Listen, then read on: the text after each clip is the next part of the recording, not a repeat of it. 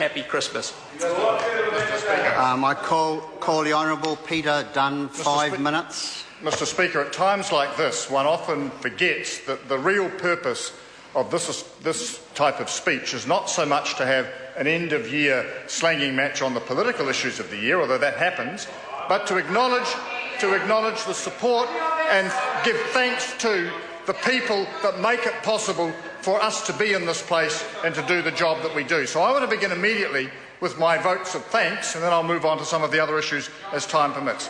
Let me thank all of the people that work in my office. I'm not going to name them all because I haven't got time to, but they do a great job, they are well appreciated, and I value their support. I thank my electorate staff who handle many hundreds of inquiries each year, many of which I never get to see because they are satisfactorily resolved. I acknowledge also the work of the various government departments around this city that help clear the backlogs and break through for so many of those people in terms of the help that they need.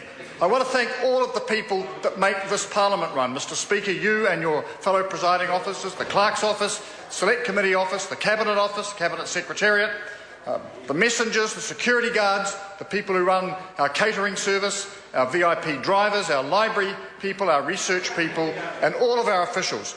Every single one of them makes an important contribution to the smooth running of this place and makes it possible for us to be here representing the people of New Zealand. Mr Speaker, I think that this year could be described as a typical first year of a second-term government. The gloss of the first 3 years inevitably dulls somewhat. The real challenges of government become much more apparent, and the metal that governments are tested on is their ability to withstand those challenges and to forge a path ahead. And Mr Speaker, I think this government has done that admirably in extraordinarily adverse circumstances this year. And I think that one of the other features of this year, because of some of the particular events that have unfolded, has been a rise in media responsibility. I've usually been one who's been very critical of the media in New Zealand. I've thought that they've been superficial. But in reality, I think this year, on a number of issues, they have performed their role admirably, and I hope this might be the start of a more permanent transition.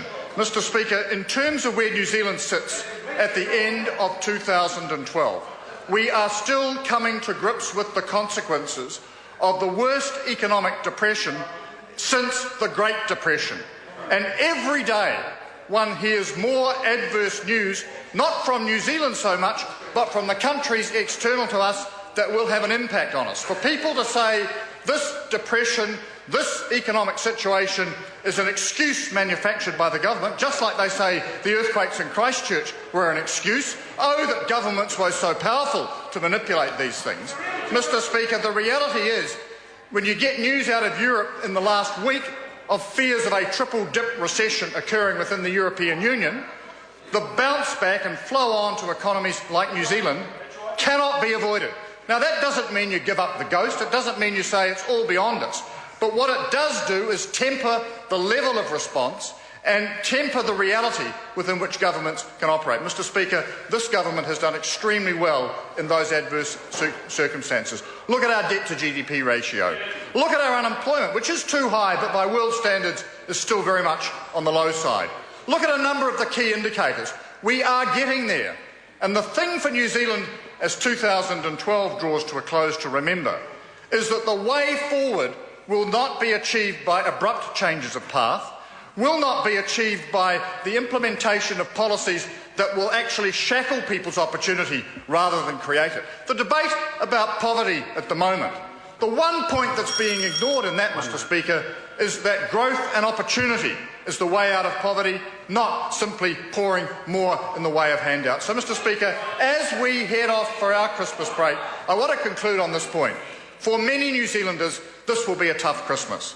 I think we should acknowledge them and just give them some space and some support at this time. For the rest of us, Mr Speaker, I want to acknowledge the support and the encouragement right at times from all members of the House, and I also want to wish them and their families, whatever their political persuasion, the very best of the season ahead, good relaxation, good time with family and friends, a reinvigoration so that the debate about policy and issues next year can be a full one, a charged one, a proper one and an effective one. Mr Speaker, Merry Christmas to all. The Honourable Jerry Brownlee, 5 minutes. Mr. Speaker, in this very brief 5-minute call.